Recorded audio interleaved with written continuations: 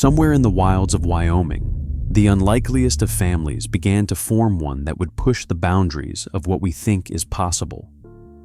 A motherless trio of lion cubs found a new protector in a black dog who raised them with a love that no one saw coming. But when nature's harsh truth catches up with them, what happens to the love that keeps them together? If this sounds like a story you need to know, don't forget to subscribe and leave a comment below. Where are you watching from, and what do you think will unfold next? At dawn, the Wyoming sanctuary rested under a pale mist that clung to the fences and crept into the animal pens. The air smelled faintly of straw and disinfectant, cold enough to sting the lungs.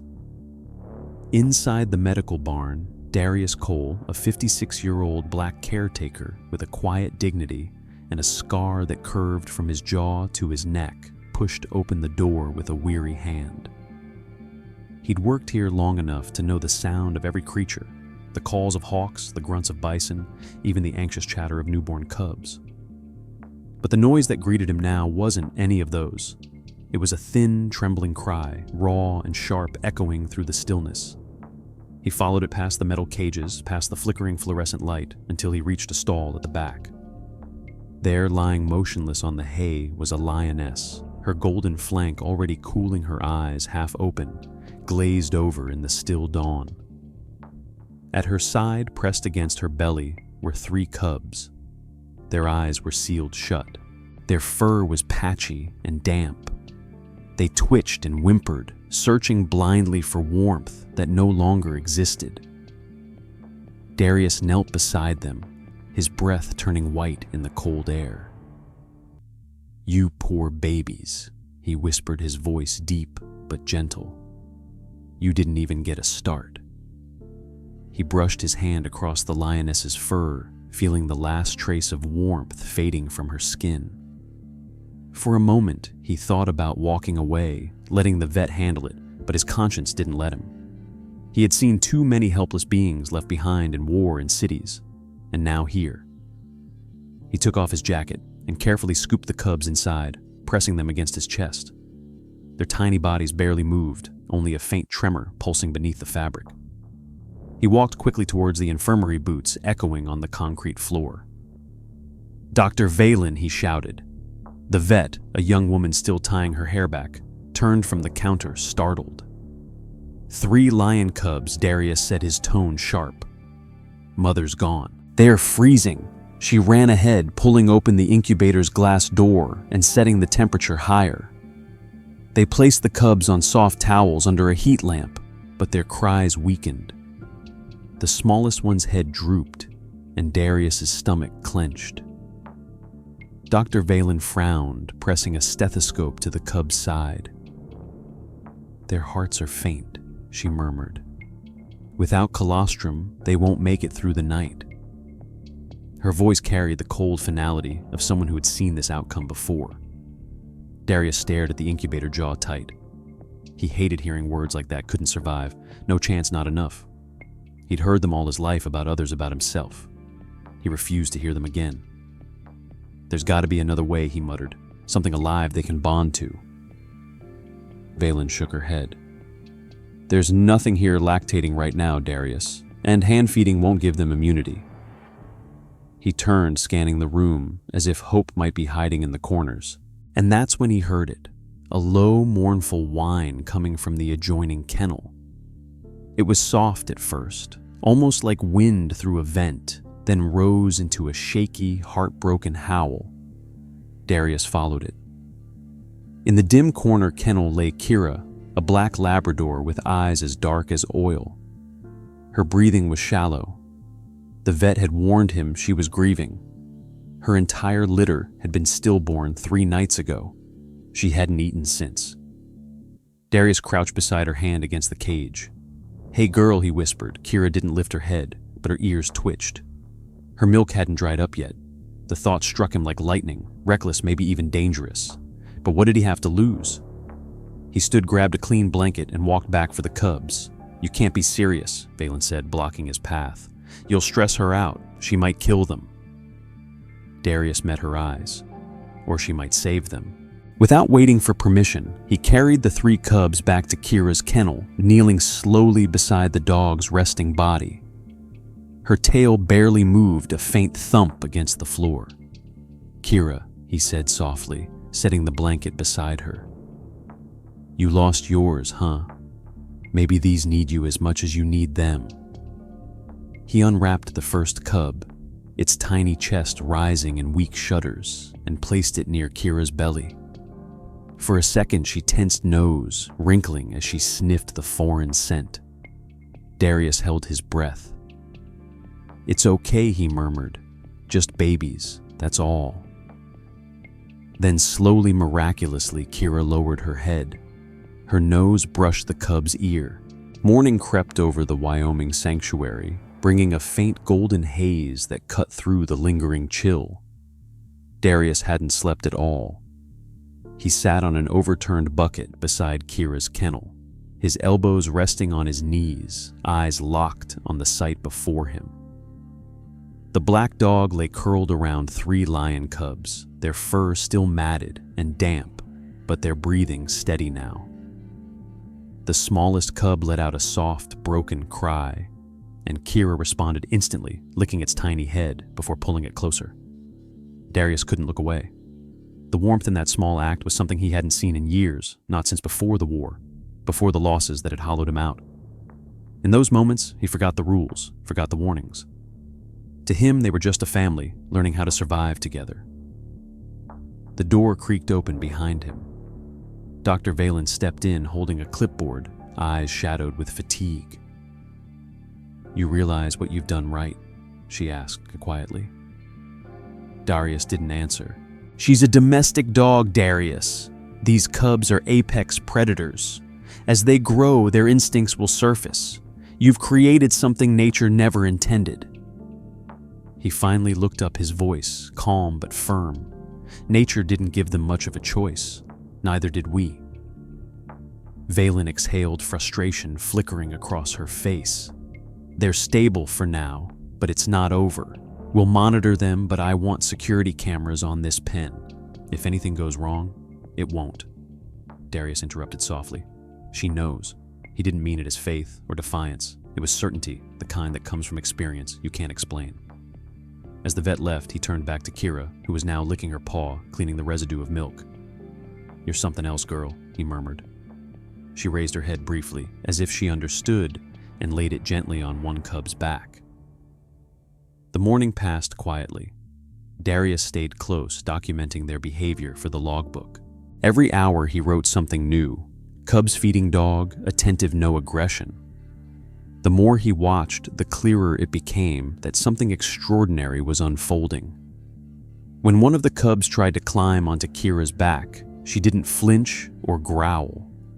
Instead, she rolled slightly to give it space, her tail flicking with quiet patience. Darius chuckled under his breath. "You got more mother in you than half the humans I know." He didn't see Valen watching from the doorway, her skepticism slowly fading into awe. That evening, the temperature dropped sharply. Darius stayed late, adding a second heat lamp above the kennel. As he worked, one of the cubs stirred, restlessly pawing at Kira's neck. She growled, not viciously, but low, and warning a mother's correction. The cub froze, then snuggled closer, chastened. Darius smiled. It was discipline, not danger. But when another cub stumbled awkwardly near her paw, she tensed again, lips curling just enough to expose her teeth. Darius's heart stopped. This was the moment he'd feared, the point where grief turned to rejection instinct, reclaiming its ground. He stepped closer, ready to intervene, his voice firm. "Kira, easy now." Her ears flicked at his tone, but her eyes stayed fixed on the cub. A growl rumbled through her chest. Then, without warning, she lowered her head and licked it. Once, twice. The growl faded into a soft hum. The cub pressed against her muzzle, mewling weakly, and she shifted her body, pulling all 3 beneath her belly. Darius let out a long, shaking breath. "That's it," he whispered. "That's my girl." He sat back down, adrenaline still in his veins. What he'd witnessed wasn't just instinct, battling instinct. It was something far rarer. Kira had chosen compassion over fear. He could feel the weight of that decision deep in his bones, like the universe had tilted slightly in favor of mercy. Over the next few days, the sanctuary buzzed with whispers. Other staff came to see the miracle litter taking photos from behind the wire. News spread fast, a black dog nursing lions in the mountains of Wyoming. But Darius didn't care for headlines. He cared about the rhythm of their breathing at night, the soft clicks of Kira's tongue as she cleaned them, the tiny paws kneading against her chest. He noticed how she adjusted her body when the smallest cub struggled to find a spot, how she lifted her head every time he entered the barn, watching him like she expected him to understand the language of devotion she was speaking. On the 7th day, Valen returned for another checkup. The cubs had doubled in weight, their cries replaced with soft, satisfied purrs. "It's working," she said reluctantly, "against every rule I know." Darius nodded. "Maybe that's the point," he said. "Sometimes the rules get in the way of what's right." As they stood there, one cub pawed at Kira's muzzle, and she responded with a playful huff that sounded almost like laughter. The sound made Valen smile despite herself. "You think she knows they're not hers?" she asked. Darius leaned on the gate, his expression thoughtful. The first week turned into 2, and each morning began with the same sound, the rhythmic suckling of 3 lion cubs feeding beside a patient black dog. Darius had memorized every breath, every twitch, every shift of Kira's ears. He kept a notebook, now filled with observations that blurred into quiet awe. Day 13, he wrote all cubs' strong eyes opening, Kira responding to each by sound, protective calm, maternal beyond explanation. He didn't write the rest that each time he saw them together, something inside him softened something he hadn't let himself feel in years. He told himself it was just duty, that caretakers weren't supposed to get attached. But that lie was harder to keep when one of the cubs began gnawing on his bootlaces, and Kira merely looked at him as if to say, "He's your problem too." It was during feeding on the 15th day that he noticed the first twist of the extraordinary. The cubs' bellies round from milk began to interact with their world differently. Instead of the raspy growl young lions usually make, they made soft, high-pitched sound, short bursts that almost sounded like barks. Darius froze, staring at them. He called Valen to come hear it for herself. She listened, eyebrows raised, disbelief flickering through her expression. "That's not possible," she whispered. "They're learning behaviorally from her." Darius grinned faintly. "Guess they think they're dogs." But deep down, it wasn't a joke. It was evidence of something deeper, nurture overpowering nature. Kira wagged her tail, proudly unaware that she had just rewritten a chapter of biology. The sanctuary staff soon started referring to them as the impossible family. Word spread, and people from nearby towns came to see it for themselves. Darius didn't mind, as long as they kept quiet and respectful. He knew what they were witnessing wasn't meant to be a spectacle. It was a reminder that the world still held miracles if you had the courage to look for them. He began noticing little rituals between them. When Kira would stand to stretch, the cubs would follow. When she barked once they'd all flinch, then sit as if waiting for direction. One afternoon, Darius tossed a tennis ball into the enclosure as an experiment. To his amazement, 2 cubs ran after it, fumbling with their oversized paws, while the third tripped over its tail. Kira barked once a sharp command, and they stopped immediately. He laughed, pressing a hand over his mouth. "She's training them," he murmured. "Lord help me, she's actually training them." That night, he stayed long after the others had gone home. The sanctuary was quiet, wrapped in silver moonlight. He sat outside Kira's pen, leaning against the wall, watching her breathe. The cubs slept close to her belly, twitching in dreams, paws jerking as if chasing something unseen. Darius thought of his own mother, long gone, who'd worked 3 jobs just to keep him alive. He thought of her calloused hands and quiet strength. "You'd like her," he whispered into the dark. "You and Kira would have understood each other." He didn't expect an answer, but life had a way of replying when you least expected it. Around midnight, a low sound cut through the still air Kira's howl. It was long, mournful, and filled with something ancient. Darius straightened, startled. Then from within the pen came a sound that froze him completely. 3 small barks, thin but certain, answered her. He stood there, hand on the fence, eyes wide. She howled again, softer this time, and they replied, not growls, not mews, but clear, deliberate barks. It wasn't mimicry, it was communication. He felt his throat tighten, tears burning behind his eyes. "You're talking to them," he whispered. Kira turned her head toward him, her eyes catching the moonlight, wise and calm. She licked one cub's head, then laid it across her paw like she was cradling the future. From that night on, things shifted. The staff started noticing how the cubs reacted more to Kira's voice than any human cue. When a stranger approached the pen, Kira stood guard, tail stiff, eyes alert. The cubs mirrored her stance, trying to copy her posture, tiny bodies puffed up with protective pride. Darius started reinforcing this bond with structured playtime, letting them roam in the small enclosure together under supervision. He'd toss a rubber ball or drag a rope, laughing as the cubs clumsily chased it, while Kira kept order like a sergeant. When one bit too hard, she'd nip its ear. When one lagged, she barked, and they obeyed instantly.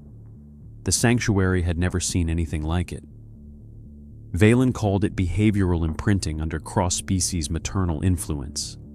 Darius just called it love. He'd wake up each morning with a sense of purpose he hadn't felt in decades. Kira's kennel became his chapel, her devotion a sermon he couldn't turn away from, but beneath the warmth a quiet unease lingered. Darius' new instinct wasn't erased, only resting. As the cubs grew, their play grew rougher. By the time summer rolled over the Wyoming plains, the sanctuary had changed its rhythm around Kira and her adopted cubs. What had once been an experiment had become the sanctuary's heartbeat, the one story that pulled even the most jaded keepers from their routines to watch a black dog and 3 golden cubs create something that defied every rule of nature. The cubs had grown fast, their spots fading into rich coats of gold, and umber, their paws now larger than Kira's head. Yet in their eyes, there was still that same glimmer of devotion, the quiet echo of a creature that knew love before instinct.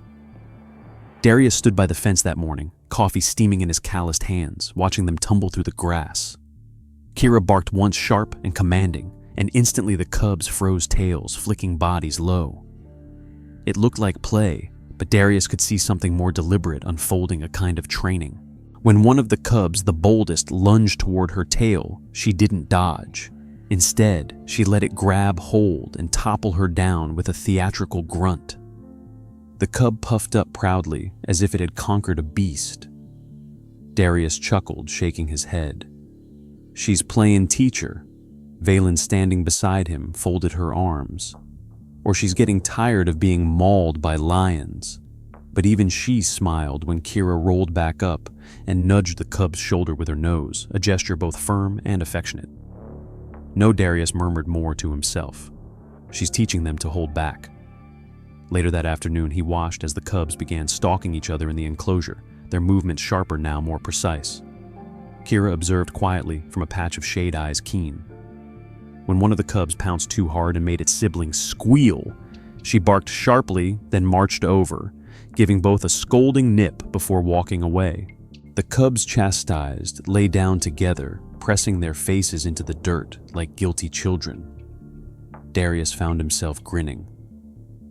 "You see that," he said to Valen, who was scribbling notes on a clipboard. "Discipline. She's teaching them restraint." Valen looked up, a rare softness in her tone. "You really think she knows what she's doing?" Darius turned toward her, his gaze steady. "You don't need to know to do what's right. You just feel it." The days stretched longer, and the cubs' playful energy became harder to contain. Darius began taking them out into the wider grass enclosure under Kira's supervision, where the land sloped gently toward the distant fence line. He'd sit on a wooden crate and watch as Kira trotted ahead, the cubs trailing her like ducklings. When she stopped, they stopped. When she turned, they turned. Once she darted into the tall grass and the cubs froze, searching. Then from nowhere she leapt out, startling them so hard they nearly fell over each other. Her tail wagged triumphantly as she barked. Darius laughed out loud. "First lesson in surprise attack," he muttered. But something in her movement struck him differently. She wasn't teaching them how to kill. She was teaching them how to play without hurting. The thought rooted deep in his mind as he watched her repeat the same act again and again, each time letting the cubs pounce, roll, and pin her down without resistance. Even when they used their growing claws, she only yelped lightly enough to make them stop, then nudge them affectionately afterward. That night, as the sun melted behind the hills, Darius sat outside her pen, jotting into his notebook. "Observed repeated hunting play," he wrote. "Dog never retaliates, always limits their aggression, teaches control through submission. Extraordinary." He paused, staring at the last word, then scratched it out and replaced it with one that felt more honest: love. The bond had begun to draw curious attention from outside. Wildlife officials from Denver arrived one morning to observe. They stood behind the fence, whispering in disbelief as Kira rolled on her back while 3 lion cubs tugged at her ears like overgrown toddlers. "That's not survival," one muttered. "That's something else." Darius didn't respond. He didn't need to explain what they were seeing. Some things weren't meant to be explained. As the cubs grew stronger, their play began to blur the line between harmless and dangerous.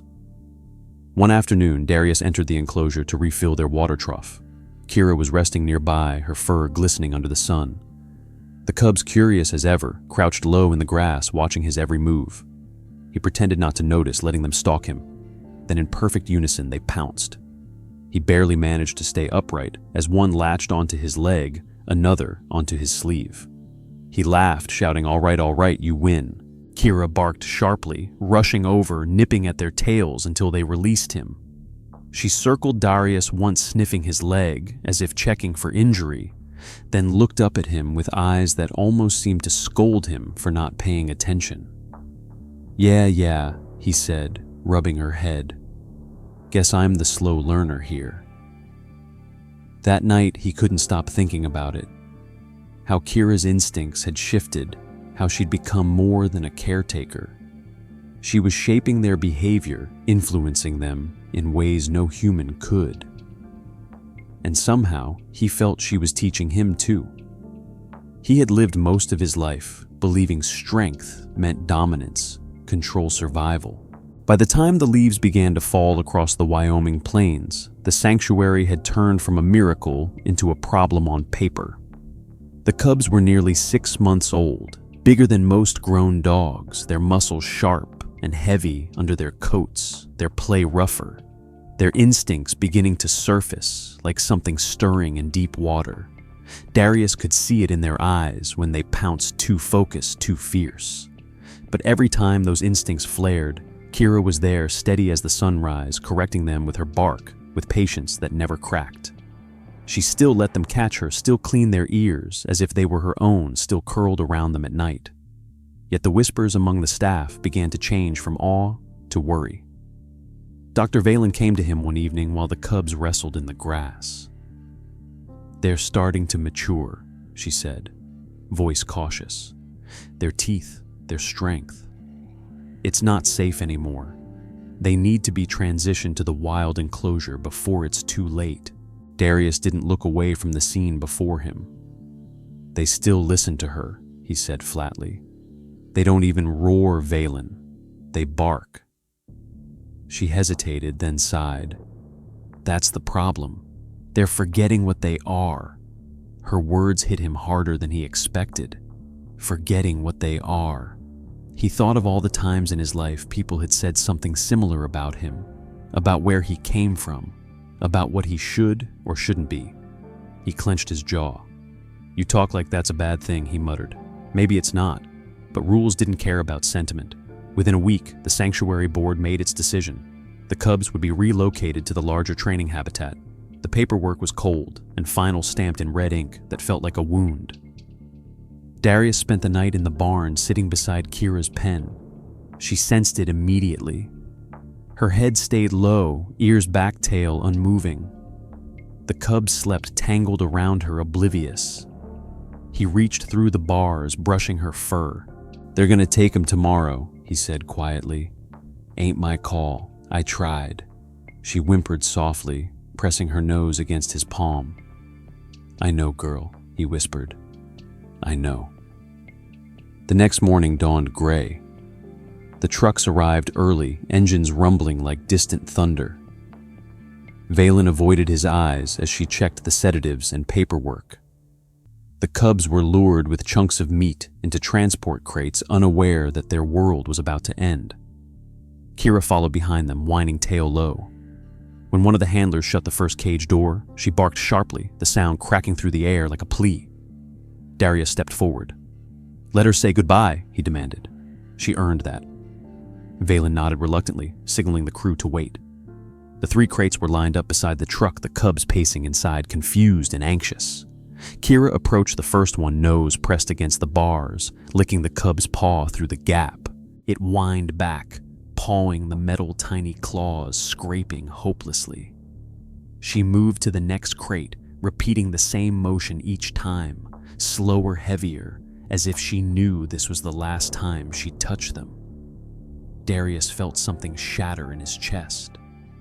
When she reached the last crate, the biggest cub, Leo, pressed its forehead against the metal and let out a low, trembling sound that was not a growl or a bark, but something in between, something that made every worker nearby fall silent.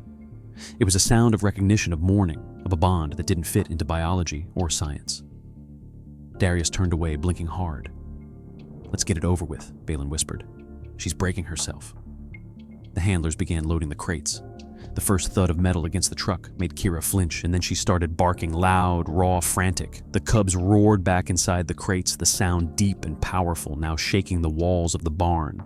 Darius grabbed her collar as she tried to follow, her body trembling. "Stop," he said, his voice cracking. "They gotta go. You can't go with them." She didn't listen. She pulled forward, claws digging into the dirt, howling until her throat went hoarse. The noise echoed across the sanctuary, wild and grief-stricken. When the truck's gate finally slammed shut, she collapsed onto the ground, chest heaving. Darius crouched beside her, his hand on her back. "I know, girl," he whispered again, his voice low and broken. "You did your part. You did what no one else could." The truck rolled away slowly, dust rising behind it.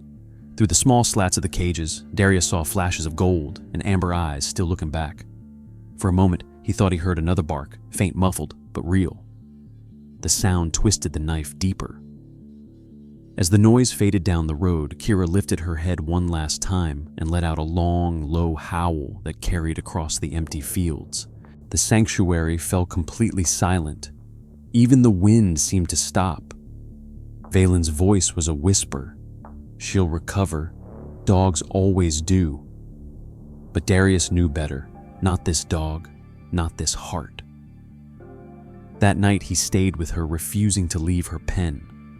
She didn't eat, didn't move, just lay there staring toward the road as if her cubs might come back.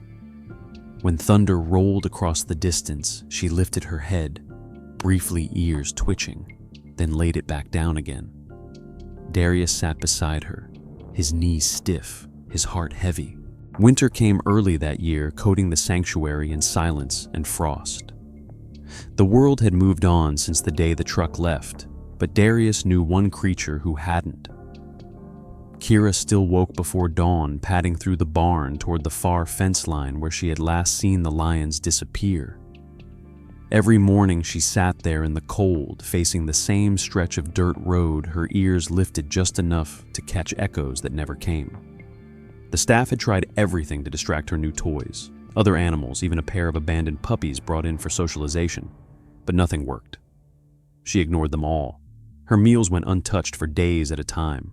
The once vibrant dog who had nursed 3 lions into life had turned into a shadow. Her coat duller, her eyes dimmer, her spirit somewhere out there with her lost cubs. Darius did his best to stay strong for her, but it wore him down too.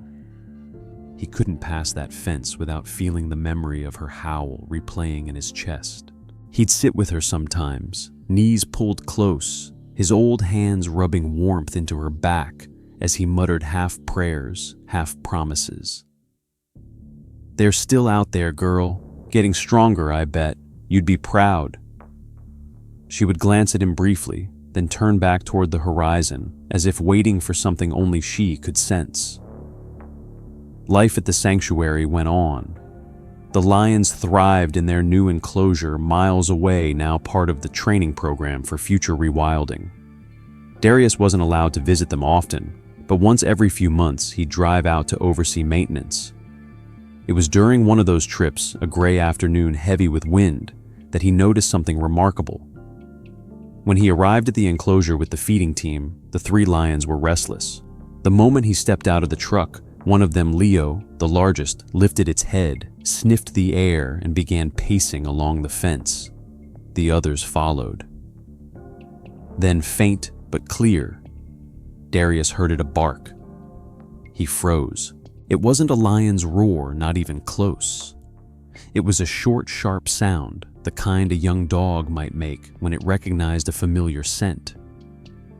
The staff around him chuckled nervously, but Darius didn't laugh. His throat went dry. He hadn't been near Kira that morning, but the sound came right after she would have been awake her usual hour for that lonely morning howl. The coincidence hit him like a tremor. He leaned against the fence, calling softly. "You remember me, huh?" Leo stopped pacing, turned toward his voice, and let out another bark. The others joined in 3 strange notes cutting through the cold air. For a long moment, Darius just stood there, unable to breathe. Then he turned away, pretending to check his notes. The handlers beside him said nothing. They had no words for what they just heard. When he returned that evening, Kira was at her usual spot by the fence, head lifted, eyes distant. Her breath formed little clouds in the air.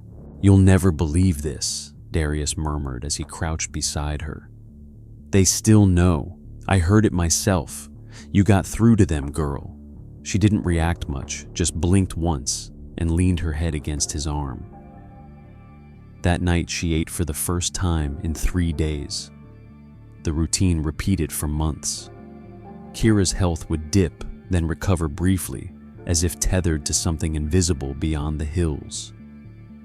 Every now and then, Darius swore he could hear the lions answering her howls faintly across the valley. He'd never mention it to anyone, not wanting to invite ridicule or pity, but the thought stayed with him. It was like a secret only he and Kira shared. The seasons shifted again, snow melting into wet earth and spring grass. Kira grew slower, her movements careful, her muzzle turning gray. She no longer barked when visitors came. She had outgrown every noise except that single morning ritual, walking to the fence, facing the distance, and releasing one long, low howl that faded into the wind. Darius noticed something else too. Her eyes no longer carried pain, but peace. Her grief had changed her. It had stripped away everything unnecessary. She didn't crave affection, didn't seek play or praise. She had become almost spiritual in her stillness, a guardian of memory. It was as if her love had been distilled into something pure, something that needed no reward. When the sanctuary's younger caretakers saw her, they'd whisper things like, "She's mourning," or "She's stuck in the past," but Darius knew better. "She's not mourning," he told Valen one day. "She's remembering." Valen tilted her head. "There's a difference, yeah," he said quietly. "Mourning's when you want something back. Remembering's when you keep it alive without needing it near you." Valen didn't reply, but she looked at Kira differently after that. As the months drifted by, Darius noticed how her quiet strength seemed to influence the rest of the sanctuary. Animals that used to pace and snarl near their pens grew calmer when she was nearby. The younger handlers started calling her the Keeper, half joking, but the name stuck. Darius thought it fit perfectly. Every evening he'd walk with her one last time before locking up, following her to that familiar stretch of fence. She'd sit and he'd stand beside her watching the sky burn red before the stars came out. Sometimes he'd talk to her about nothing, the weather, the repairs, the way the generator kept acting up. Sometimes he'd fall silent too, letting her have her communion with the distance. The storm began as a whisper over the plains, a wind that seemed harmless at first, bending the grass and rattling loose tin on the old barns. Darius noticed the shift in air pressure that afternoon while fixing the latch on Kira's pen. The sky had gone from bright silver to bruised gray in a matter of minutes, and a deep rumble rolled over the hills like the growl of something ancient. He felt it in his bones long before the first crack of thunder hit. By nightfall, the sanctuary was chaos. Rain slammed against the windows, the power flickered, and the animals were restless, pacing, whining, or calling into the dark. Darius pulled on his slicker and grabbed a flashlight, checking every enclosure he could. Valen was already outside with 2 younger caretakers, shouting directions through the wind. "Main gate secure," she yelled. "Yeah," Darius called back, though his voice barely carried. "North fence looks weak, though." They split up, each running toward different sectors. Darius's boots sank into the mud as lightning flashed, lighting up the sanctuary like a photograph. He could see the distant lion enclosure on the hill, its high chain-link fence swaying under the gusts. It had held steady through years of storms, but tonight was worse, the kind of storm that could tear down metal and memory alike. The wind howled, the kind that stripped roofs and bent trees. Darius trudged forward, heart pounding harder with every flash of light. He had left Kira locked safely in her pen, but even as he fought through the rain, something in him itched with unease. She hated storms. Ever since the separation, she would pace and bark whenever thunder came, like she remembered another night of loss carried on the same sound. When he reached the base of the lion enclosure, he saw the first real problem. A giant acacia tree had split down the middle and fallen against the outer fence, crushing part of it flat. Sparks flickered from a broken electrical line nearby, and his flashlight beam caught the gleam of metal twisted open. "Valen," he shouted into the storm. "We got a breach here," but his voice vanished in the roar of rain. He sprinted back toward the service path, slipping once, nearly falling into the muck. His radio crackled uselessly, static drowned by thunder. By the time he reached the main gate again, water was pouring down his collar and his breath came in ragged bursts. "Kira," he yelled instinctively, though he knew she was safe inside, or at least she should have been. He turned toward her pen and froze. The gate was open, not wide, just a few inches enough for a determined dog to slip through. His heart stopped. "No, no, no," he muttered, sprinting forward. Inside the pen, the straw bed was empty, paw prints pressed into the wet earth leading toward the outer path.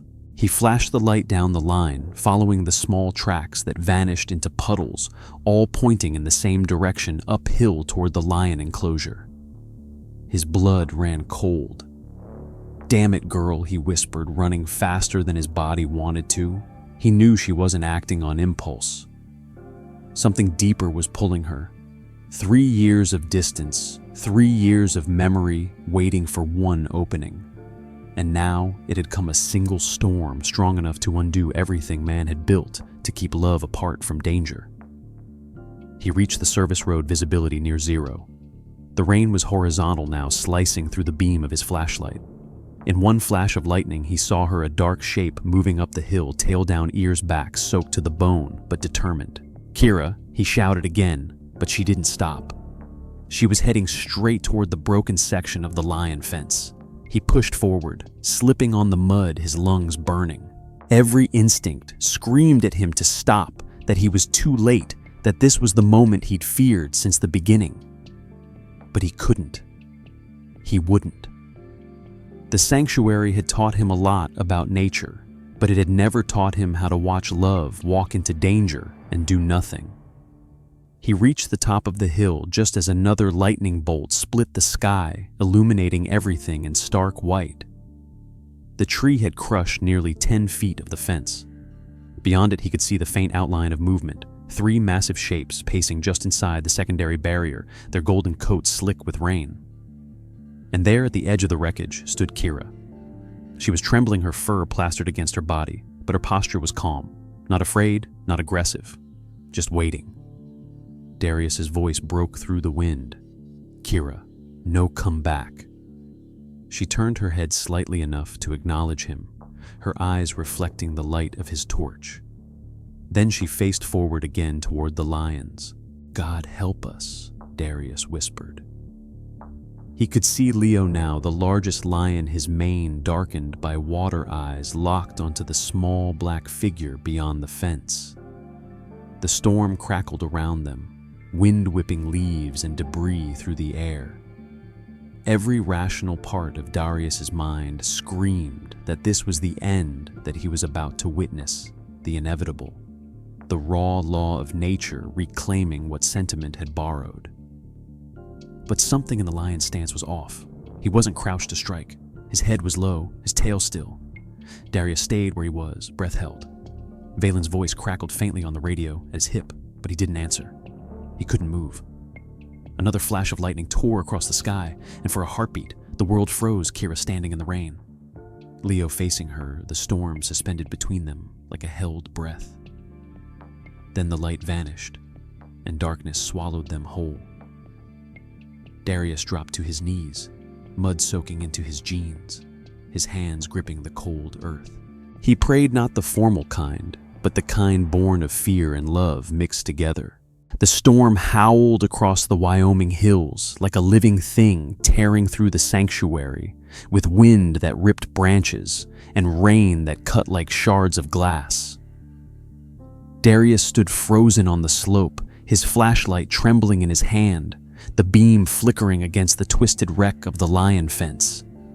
Lightning flared again, turning the world into silver and shadow. In that flash, he saw the impossible Kira, standing only feet away from Leo, her fur soaked her eyes locked on his massive face. The lion's mane dripped with rain, his chest expanding with deep, slow breaths. Darius felt every muscle in his body tense. This was the moment nature would reclaim what love had borrowed. Leo stepped forward, muscles rippling under his skin, his tail twitching low and slow, the universal signal of a predator ready to strike. Darius opened his mouth to shout, but couldn't find his voice. His pulse hammered in his ears. Then something strange happened. The lion stopped moving. His head lowered, his ears flattened, and a sound came from his throat that made Darius forget how to breathe. It wasn't a growl. It wasn't a roar. It was high-pitched, soft, broken, and almost musical chirp, the same tiny cry that lion cubs make when calling for their mother. Kira's ears perked instantly. Her head tilted, her body still, except for the faint tremor of her tail. Darius blinked, thinking he must have imagined it. But the sound came again, clearer this time, piercing through the wind, fragile but unmistakable, a child calling home. Kira took one cautious step forward. Her paw sank into the mud, but she didn't hesitate. She let out a low whimper, deep and resonant, the same tone Darius had heard years ago when she used to call her cubs back during play. It wasn't fear or warning. It was memory. A single strand of sound woven from the past. The lion's body language changed instantly. His shoulders relaxed, his tail stilled, and his eyes, those fierce amber eyes, softened until they no longer looked predatory, but familiar. Behind him, the other two lions emerged from the darkness, drawn by the strange exchange. Their bodies moved with that same wary grace, but there was no tension now, no hunger. They came forward slowly, heads low, paws sinking into the soaked earth. One of them, a smaller female, Darius recognized as Zara let out a second chirp. It was softer than Leo's, but it carried the same tone, a sound that spoke of recognition so profound it silenced the storm for him. Darius's hand covered his mouth, his heart breaking open with disbelief. The rain blurred his vision, but he didn't dare move. He could only watch. Kira stood her ground tail, gently wagging, her posture open but calm. She let out another whine, shorter this time, then lowered herself onto her belly, the universal gesture of peace. The lions hesitated for a heartbeat, Then Leo took another step forward. The distance between them closed until he was near enough that she could feel his breath against her muzzle. Darius wanted to run forward to stop it, to save her from what might happen next, but some deep instinct told him not to. He understood that this wasn't his moment to control. This was theirs. Kira leaned forward, nose touching the edge of the bent wire. The lion lowered his great head further, pressing his forehead against the metal. Their eyes met, and in that second, the years between them disappeared. They were not predator and prey. They were not science's mistake. They were a mother and her children reunited, not through reason, but through memory, etched so deep it had survived instinct itself. Lightning flashed again, and Darius saw all three lions now standing close, their massive bodies surrounding her without menace. Their tails flicked gently, their eyes half closed. They were calm, almost reverent. Kira whimpered again, pressing her nose against the wet metal, licking the rainwater from Leo's muzzle. The sound that came from the lions next was not a roar, but a deep vibrating hum, a purr so strong it made the earth beneath Darius's feet tremble. He had heard lions purr before, but never like this. It was a sound of recognition of belonging, and for a moment, the storm itself seemed to pause to listen. Valen's voice finally crackled through his radio, sharp with panic. "Darius, where are you? The fence or the lion's loose." He pressed the talk button, his voice shaking. "Not yet," he said quietly. "But you need to see this. See what she shouted over the static." He looked at the scene again, Kira leaning into the broken fence, the lions pressing closer, all of them drenched, shivering, alive. "Love," he whispered, releasing the button. He didn't care if she heard or not. He couldn't tear his eyes away. The rain began to ease the thunder, rolling farther into the distance. The worst of the storm had passed, leaving behind a silence filled only by breath and memory. Kira sat back slightly, her body trembling with exhaustion, and Leo mirrored her, lowering himself to the ground, lying just beyond the ruined fence. The other two lions lay down beside him, forming a half circle around her, their heads resting on their paws, eyes watching her every move.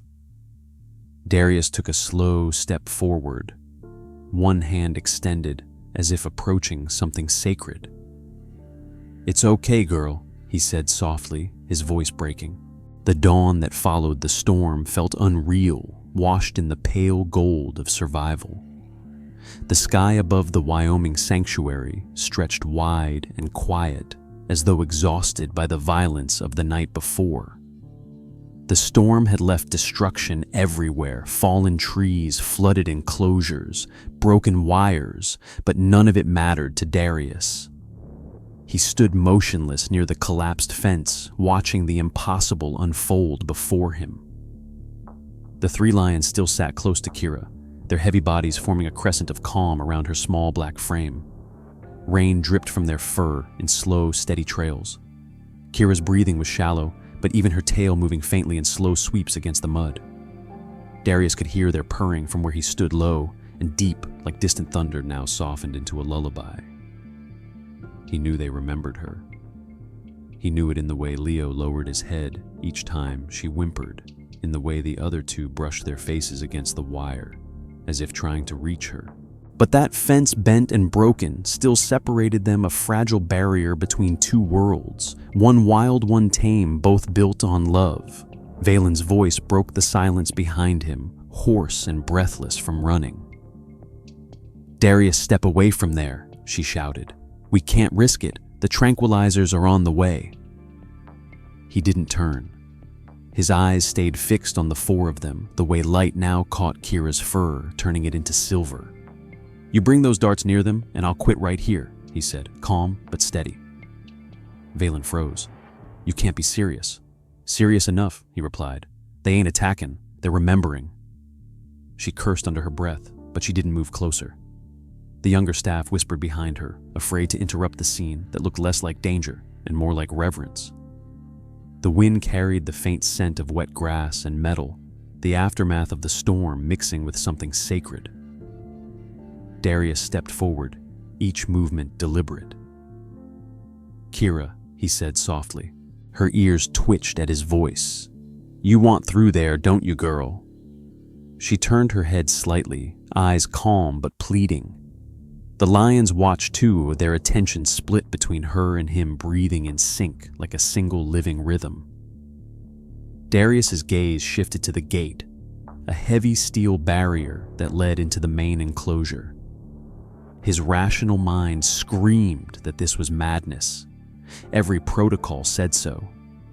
A dog and 3 full-grown lions in the same space could end in tragedy in seconds. But the other voice, the one that had guided him through every decision since she found those cubs, whispered something else. Trust. He looked at Valen once more. If they wanted to hurt her, they'd have done it already. She didn't answer. She just shook her head, pale and shaking, unable to stop him. He reached for the latch. The metal was slick and cold under his fingers. "Darius, don't," Valen called again, but he was already moving. The gate creaked as it swung open, a sound swallowed quickly by the wind. Darius stepped back, heart pounding in his throat, eyes never leaving Kira. "Go on, girl," he whispered. "They're waiting." For a moment she hesitated. Her paws pressed into the wet ground, her body trembling with exhaustion. Then she stood slow but certain and walked forward. The lions shifted immediately, muscles tightening for an instant, not with aggression, but anticipation. As she crossed the broken threshold, the first rays of sunlight spilled over the ridge, catching them all in gold. Leo moved first. He approached her with the weight of a king, each paw print sinking deep into the mud. Darius gripped the fence, unable to breathe. When the two finally met, the entire sanctuary seemed to stop. Kira lifted her head to him, nose brushing his mane, and Leo, towering over her, bowed. He lowered his massive body to the ground, pressing his face into her neck, rumbling with a sound that was unmistakable. Not a growl, not a roar, a purr rolling through the air like a living heartbeat. The other 2 lions followed, circling her, carefully rubbing their heads along her sides, their tails wrapping and brushing against her fur. Darius's throat tightened. He realized this was not dominance, not curiosity, but greeting. They weren't meeting a stranger. They were home. Kira stood still, letting them nuzzle her. Her eyes half closed, her body shaking with tired joy. Every time one of them pressed close, she responded with a lick to their muzzles, just like she had when they were small. The years between them vanished. Valen stepped closer now, her voice barely a whisper. "They remember. Of course they do," Darius said, his words heavy with emotion. "Some things don't get forgotten." He dropped to his knees, unable to stand under the weight of what he was seeing. The enclosure, once a place of division, now held a family that had broken nature's rules and rewritten them with love. The lions lay around Kira protectively, their bodies forming a wall of gold around her small frame. Leo turned his head toward Darius, eyes calm and intelligent, then looked back at Kira, brushing his face against her once more. The sound of their purring filled the air again, harmonizing with the faint hum of the wind. It was a sound that made even Valen lower her head, as if she were standing before something divine. Minutes passed like hours. The morning light grew brighter, revealing the full wreckage of the storm, the splintered fence, the fallen tree, the mud churned by struggle, and yet within it all, there was peace. Kira lay down, finally exhausted, her body nestled against Leo's massive chest. The other 2 lions rested beside her, one curling its tail over her back as though to keep her warm. Darius stood slowly wiping the water from his face, though he wasn't sure if it was rain or tears. The days after the reunion became the quietest and most profound of Darius's life. The story of what happened that morning spread fast through the sanctuary, then through the state, and soon through the world. People called it a miracle, scientists called it an anomaly, and reporters called it a phenomenon. But Darius knew better. It was simply love refusing to die. The sanctuary reinforced the lion enclosure, repaired the fences, and restored the power. But one rule was changed permanently. Kira was allowed inside the main enclosure twice a week under full supervision. The staff had protested at first, citing risk and liability, but Darius fought for it until they gave in. They remember her, he told them. If we stop that, we're taking away something pure. And so every Wednesday and Sunday morning, Kira would walk through the service gate with her tail wagging slow and proud, her paws leaving neat prints in the wet soil as Darius followed close behind. The lions always waited. They didn't pace or roar when they sensed her coming. They simply gathered near the inner gate, eyes fixed on the path. When the lock clicked open and she stepped through, all three would lower their heads and approach in turn. There were no loud reunions, no spectacle. They would greet her quietly, rubbing their massive faces against her back tails, swaying in lazy rhythm. She would lick their muzzles one by one, as if counting them the way she used to when they were small. Darius stood by the fence every time, heart full, notebook forgotten. Sometimes Valen would stand beside him, whispering what everyone felt, but couldn't explain. How do they still know her after all this time, she'd ask. Darius never stopped giving the same answer, because love imprints deeper than instinct. Over the months, a rhythm of peace returned. The lions grew into their full power, majestic and healthy, each one carrying both the grace of the wild and the gentleness they had learned from her. The bond between them became something unspoken, yet unbreakable, a bridge between worlds that no logic could justify. Tourists came from far away to see it. Cameras rolled, documentaries were made, but no lens could capture the stillness that fell whenever Kira and the lions were together, the stillness of something sacred being remembered. Seasons changed. Darius aged quietly, his hair silvering his hands slower. He spent more time in the observation shelter than in his own home. He had outlived friends, family, and countless animals, but he never outlived the sense of wonder that had first drawn him here. Every time he looked at Kira, surrounded by her lions, he felt something inside him heal. Years passed and Kira began to slow down. Her muzzle whitened, her steps grew smaller, and her visits shorter. Yet every time she entered the gate, the lion's demeanor changed. They moved with impossible care, their great paws falling softly beside her, their heads bowed low. They seemed to know. On her last visit, the morning was quiet and pale, the sun barely warming the cold air. Darius could feel something different in the way she moved, gentle but tired, her breath shallow. She reached the lions and Leo came first, as always, lowering himself until his head rested against her chest. She pressed her nose into his mane and let out a faint sigh. The other two joined, circling close, their tails brushing her sides as if trying to shield her from time itself. Darius watched from behind the fence, tears in his eyes. "Take your time, girl," he whispered. "You've earned it." When she turned to leave, she glanced back, once meeting his gaze for a long, steady heartbeat. That was the last time he saw her alive.